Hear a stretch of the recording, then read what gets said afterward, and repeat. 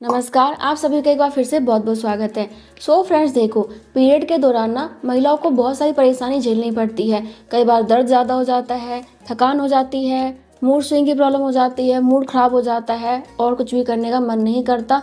तो कई बार बहुत सारी परेशानी झेलनी पड़ती है। लेकिन कई बार पीरियड के दौरान ब्लैक ब्लड आने की प्रॉब्लम हो जाती है और महिलाएं घबरा जाती हैं कि कहीं मुझे कोई परेशानी तो नहीं हो गई है, कहीं कोई बीमारी तो नहीं है जिस वजह से कि मेरे ब्लड का कलर ब्लैक हो गया है। तो आज मैं आपको इसी के बारे में बताऊंगी कि पीरियड में अगर आपको ब्लैक कलर का ब्लड आ रहा है, यानी कि काला खून आ रहा है, तो ये किस कारण से हो सकता है और आपको क्या करना चाहिए। तो चलिए अपना वीडियो स्टार्ट करते हैं। तो फ्रेंड्स, सबसे पहले हम कारण जान लेते हैं। तो सबसे पहला जो कारण हो सकता है वो हो सकता है अगर आपके पीरियड का स्टार्टिंग का समय, यानी कि अगर आपका पहली बार पीरियड हुआ है या फिर दूसरी बार भी हुआ है, यानी कि स्टार्टिंग का चल रहा है अभी समय पीरियड का, तो उस टाइम क्या होता है कि आपको ब्लैक ब्लड आने की प्रॉब्लम हो सकती है। या फिर मान लीजिए कि किसी महिला का मेनोपॉज का टाइम चल रहा है, यानी कि अब पीरियड खत्म होने वाला है, वो ओल्ड हो रही है, क्योंकि जब महिलाएं ज़्यादा उम्र की हो जाती हैं तो उसके बाद उनका पीरियड आना बंद हो जाता है।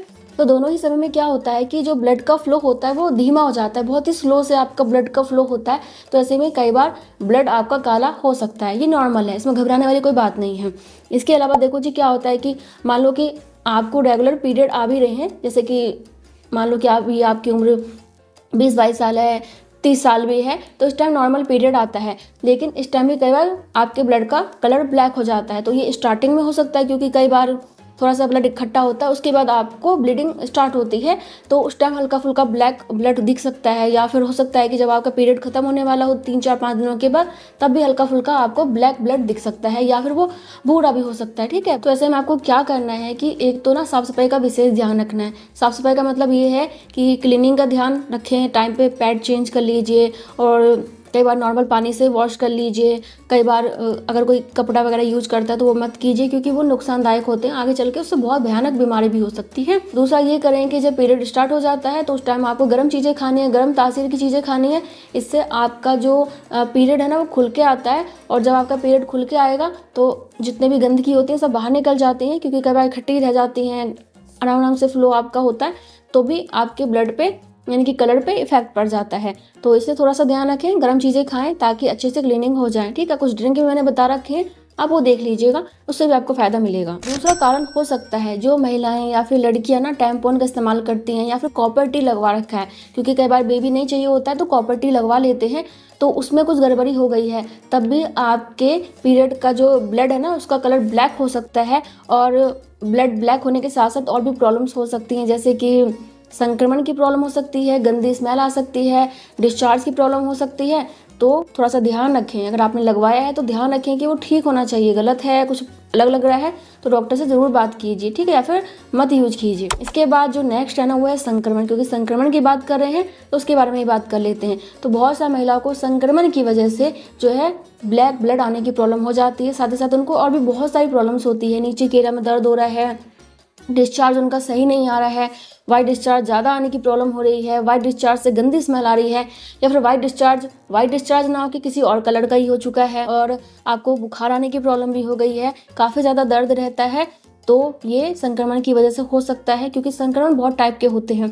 इसके अलावा ना कई बार ऐसा होता है कि यूरिन पास करते समय आपको काफ़ी ज़्यादा ना जलन की प्रॉब्लम हो रही है, और आपको रैसेस हो गए हैं, काफ़ी ज़्यादा खुजली हो रही है, और आपको ना चकते हो गए हैं। तो बहुत सारे प्रॉब्लम्स होते हैं, अलग अलग टाइप के संक्रमण होते हैं, तो उसका ध्यान रखें। जैसे में आपको डॉक्टर से मिलना चाहिए। बाकी देखो, एक संक्रमण और हो सकता है जो कि है यौन संचारित संक्रमण, STI बोलते हैं उसको।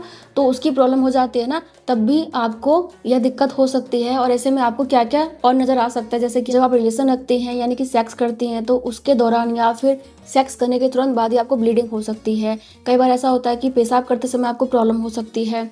और ये भी होता है कि मान लो कि पीरियड आपके आने में भी समय है, लेकिन पीरियड आने के बीच में आपको कभी भी स्पॉटिंग हो जाती है, थोड़ी बहुत स्पॉटिंग हो जाती है, तो एक ये भी है। वहाँ की ठंड लगने के साथ आपको बुखार आने की प्रॉब्लम हो गई है, और मान लीजिए कि आपको ना काफ़ी ज़्यादा पेल्विक एरिया में दर्द है, तो ये एक अलग टाइप का संक्रमण होता है। तो ऐसे में भी आपको डॉक्टर से मिलना चाहिए। इन सभी कारणों के बाद एक बहुत ही खतरनाक कारण होता है जो कि है कैंसर। वो कौन सा कैंसर है? वो है सर्वाइकल कैंसर। नाम आपने सुना होगा ना, बहुत सारी महिलाओं को सर्वाइकल कैंसर की प्रॉब्लम हो जाती है। तो अगर किसी को सर्वाइकल कैंसर की प्रॉब्लम हो गई है, तब भी पीरियड में जो ब्लड आ रहा है वो ब्लैक कलर का हो सकता है। इसके लक्षण क्या होते हैं तो देखो, बहुत ज़्यादा थकावट रहेगी, पेशाब करते समय काफ़ी ज़्यादा दिक्कत होगी, दर्द होगा। इसके अलावा जब आप सेक्स करते हैं तो उसके दौरान भी आपको काफ़ी ज़्यादा दर्द हो सकता है, निचले हिस्से में काफ़ी ज़्यादा दर्द होना, इसके अलावा वजन भी कम होना, तो ये लक्षण होते हैं। अब देखो जी, जो महिला का गर्भाशय होता है ना, उसके सबसे निचले हिस्से को कहा जाता है सर्विक्स यानी कि बच्चेदानी।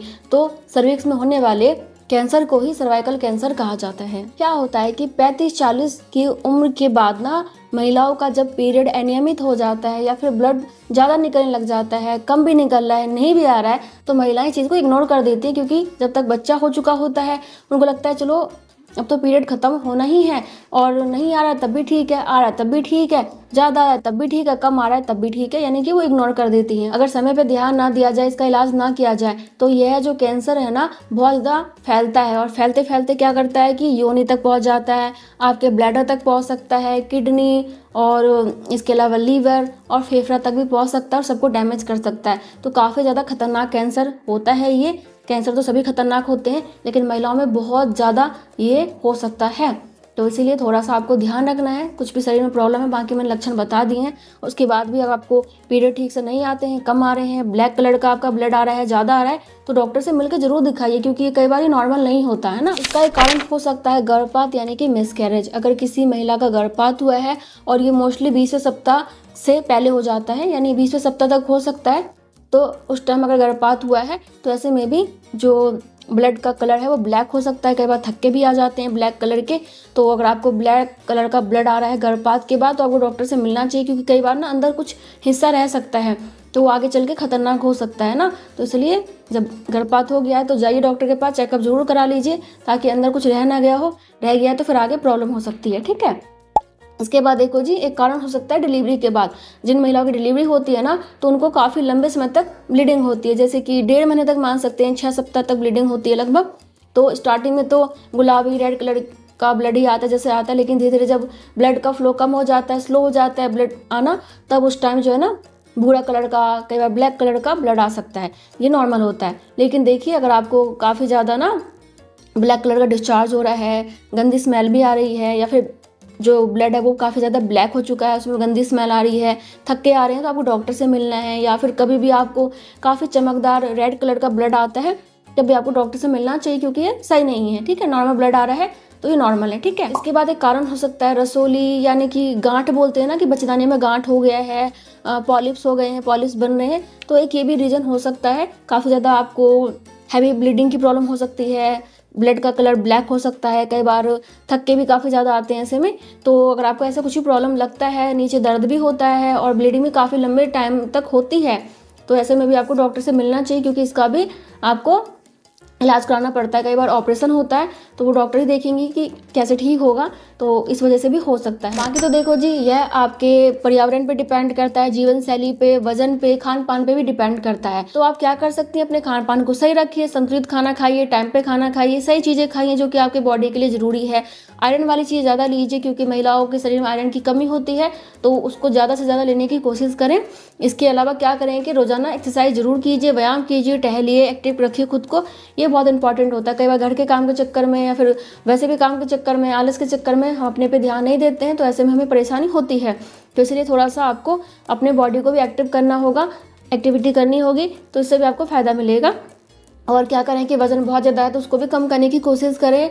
और क्या करें कि कभी भी स्ट्रेस मत लीजिए, क्योंकि आजकल स्ट्रेस लेने की समस्या ज़्यादा हो रही है, और खामखा की स्ट्रेस, एंजाइटी की वजह से भी आपको काफ़ी सारी प्रॉब्लम्स होती हैं। तो इसीलिए थोड़ा सा जो है ना हैप्पी रहने की कोशिश करें। एंजाइटी, डिप्रेशन, तनाव कुछ भी है तो डॉक्टर से मिलें, अपने घर वालों से बात करें, उसको कम करें, नहीं तो फिर उस वजह से आपको काफ़ी ज़्यादा परेशानी हो सकती है। और हाँ देखो जी, कई बार ऐसा होता है कि महिलाएं पानी कम पीती हैं, तब भी प्रॉब्लम हो सकती है। तो अपनी बॉडी को हाइड्रेट रखें, ज़्यादा से ज़्यादा पानी पीजिए, ताकि जो भी गंदगी है वो निकलती रहे और आपकी बॉडी में वैसे कोई प्रॉब्लम ना आए।